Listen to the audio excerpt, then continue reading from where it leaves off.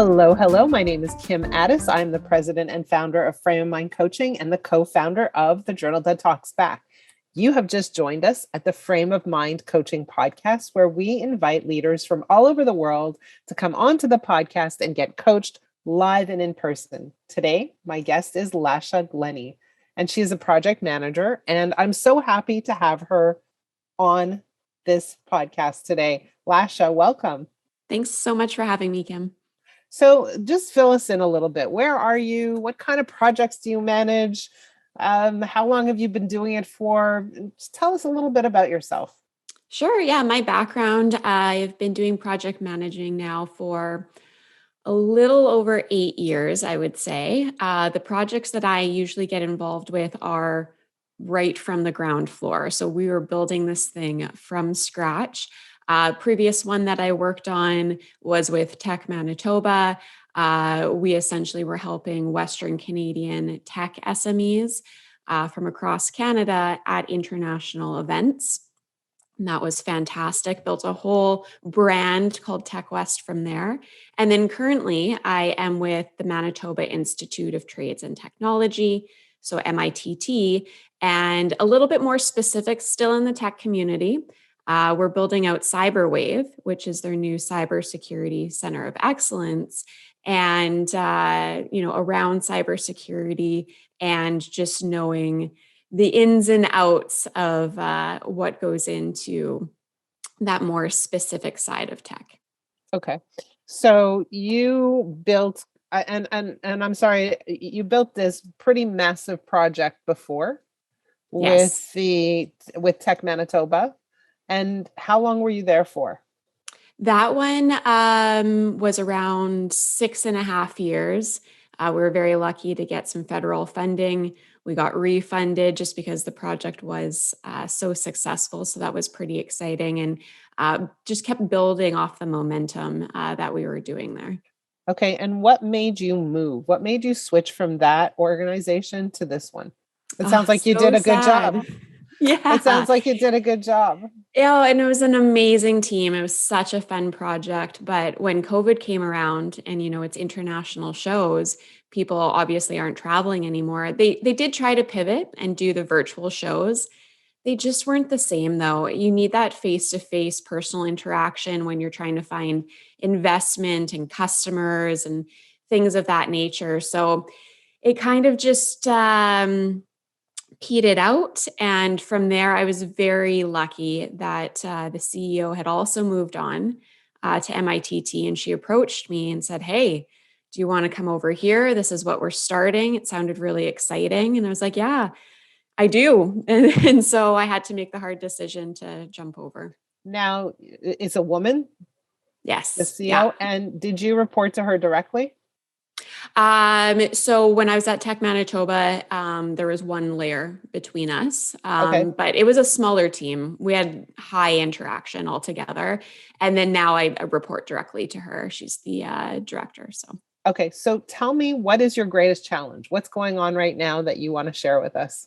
Yeah, so we have a physical space that we're trying to open up in downtown Winnipeg. In that physical space, there's things like the forensics lab and the SOC simulation center and things of that nature, which I can talk about on a high level, but I am definitely not a subject matter expert. And I think the reason I like being a project manager so much is because I'm pretty type A. And I really like to have a great work back plan. I like to see the roadmap of where we're going. And there are a lot of things that, you just don't know, especially when it comes to equipment and even just the job tasks of cybersecurity. I'm like, what do you need in this space? And not to say that I, need to know 100% of everything all the time, but I don't feel like I'm at my full capacity yet to be able to participate in some of those conversations. And it's a little overwhelming. Mm-hmm. So you're tasked with creating the space to make sure that it gets launched at the right time in the right way with all the right pieces in place.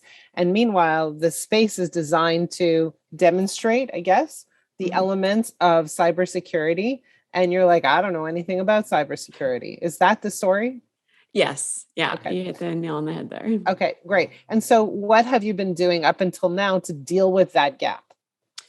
Well, I mean, I do like to do a lot of self-learning videos, podcasts, reading articles, that kind of thing. But I mean, to be quite honest, after 2 years of being forced to sit in front of a screen because of COVID and working from home and things of that nature, I'm a little burnt out of It's doing all brutal. that self-learning. It It's is. brutal. Yeah, it Okay. really is. Okay. So that's where I'm at. So that's where you're at. And just quick question, have you discussed this with your boss? Yes, we've tried to find some more creative ways of, maybe some in-person learnings or things of that nature, but our budget is very tight right now. And it's been previously allocated to other things. And when you get funding, especially from government, it has to stay in that bucket, Mm-hmm. unfortunately. Mm-hmm. Okay. Well, so here's what I'm hearing, right? You're the type A personality. So you're like, wow, I go to these meetings, I feel ill-equipped, and that makes me feel very uncomfortable. And so I need to go and figure out how to become an expert at cybersecurity. But Yes. the truth is, they didn't hire you to be an expert at cybersecurity. They hired you to manage a project, which, by the way, you're very good at. You're an expert at project management. And if you look back at your previous projects, were you an expert in those areas? Probably not. No.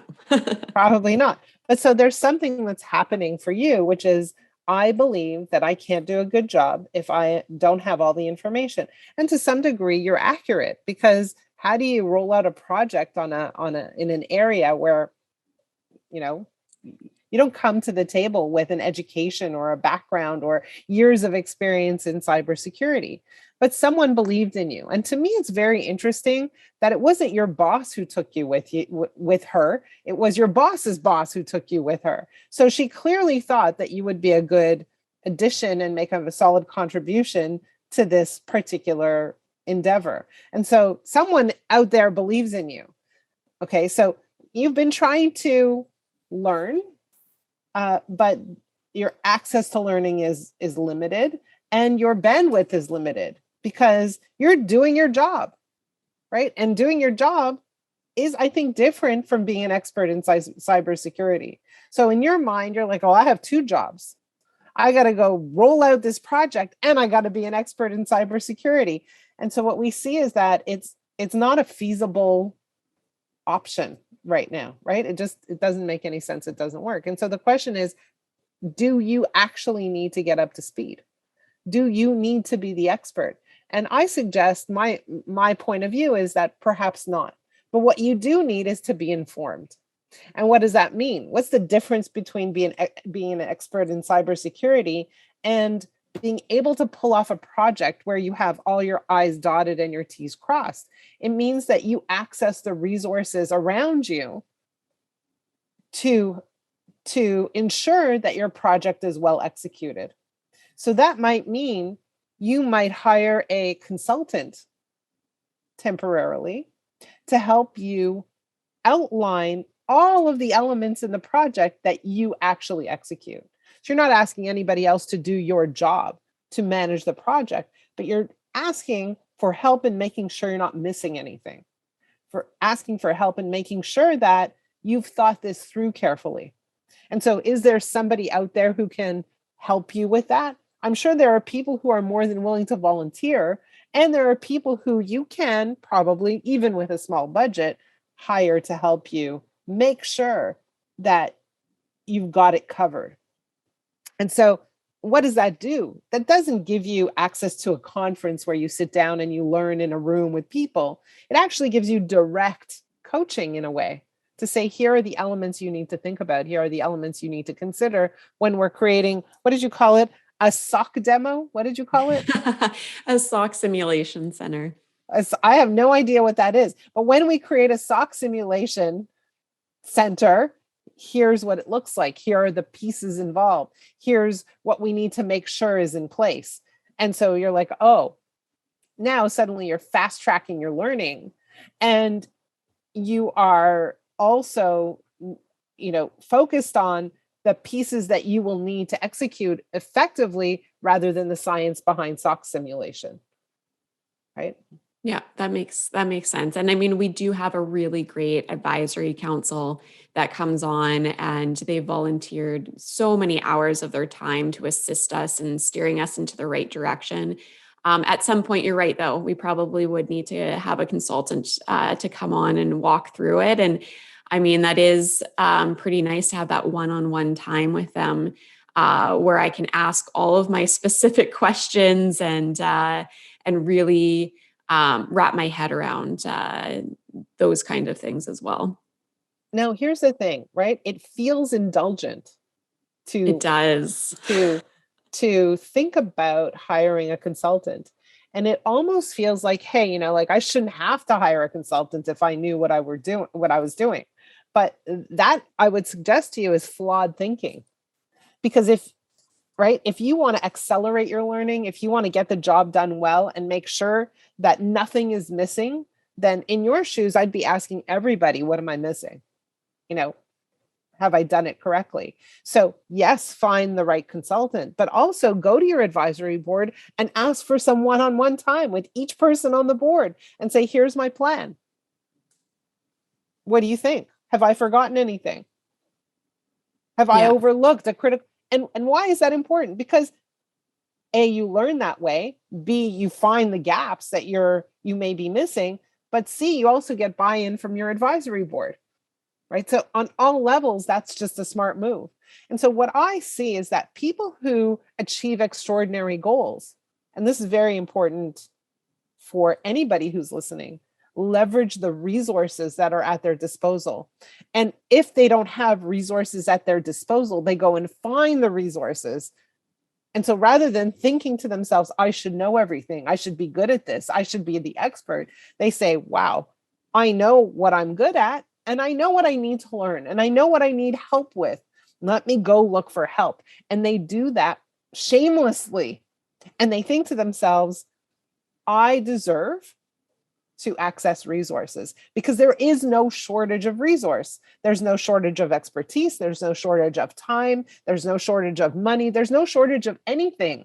And I'm entitled to access those resources. So that turns your brain from looking at the boring video online to thinking about who out there can help me. Right? Yeah. And I think those connections are important too. And that's a different problem to solve than being a scientific cyberspace expert, right? Completely different problem to solve. And I think that's a problem that you can easily solve. You're resourceful. You know how to do that. Yeah. And I think one of the words that you had said really resonated as well, as being shameless about it, of, being able to go out there and be like, no, I need to get this. I deserve to know these answers. And I mean, I'm very much you help me with this. I'm 100% am there to help you with something in the future as well. Right. And it's okay. I mean, here's the thing that people don't understand, that people want to help, and people want to feel appreciated, and people want to know that they have the ability to make a contribution somewhere. And so what we don't do a lot of is give others the opportunity to make a contribution, because we don't ask for help. Yeah, absolutely. And learning to give those opportunities and being okay with them, perhaps saying no, and that it's not a slight against me, and it's not something that I did. It's just, they maybe have other things going on in their lives. Exactly. You just go to the next person and the next person and the next person. And so you just got to keep asking and finding the right person who's willing to sit down with you and work through this problem. And somebody's out there 100% for sure on that one. Yeah, absolutely. Yeah. How does that feel compared to the problem you came in with, which is, I got to learn cybersecurity? Yeah, it feels a lot easier. I like networking. I love making connections, and I feel like I have a pretty good village surrounding me. Just have to go out and utilize it. Yeah. And there's lots of different options. I think just my brain's, going in so many different directions of, okay, maybe I should do this. And you're already making a list of all the people you need to talk to, right? Because you're a list maker, right? How could you tell? I can tell any good project manager probably has 10 lists going on at the same time. Yeah, absolutely. Yeah. Well, for those of you who are listening, I hope you picked up something from this conversation. We often feel like we need to be the experts at everything. And the truth is, what we need to do is understand what we really, really bring to the table, what we're really strong at. And we need to surround ourselves with other people who are strong in their areas. And so when we're stuck, ask yourself, who out there can help me? What resources are available to help me? And absolutely feel comfortable about shamelessly asking for help. So hope that helped you, Lasha, and our audience. For those of you who are listening, if you have a challenge that you want to share on the podcast, please reach out to me. I definitely want to hear from you. My email address is kim@frameofmindcoaching.com. Please please share, please let me hear from you. And we will see you again next time. Have a great week, everyone.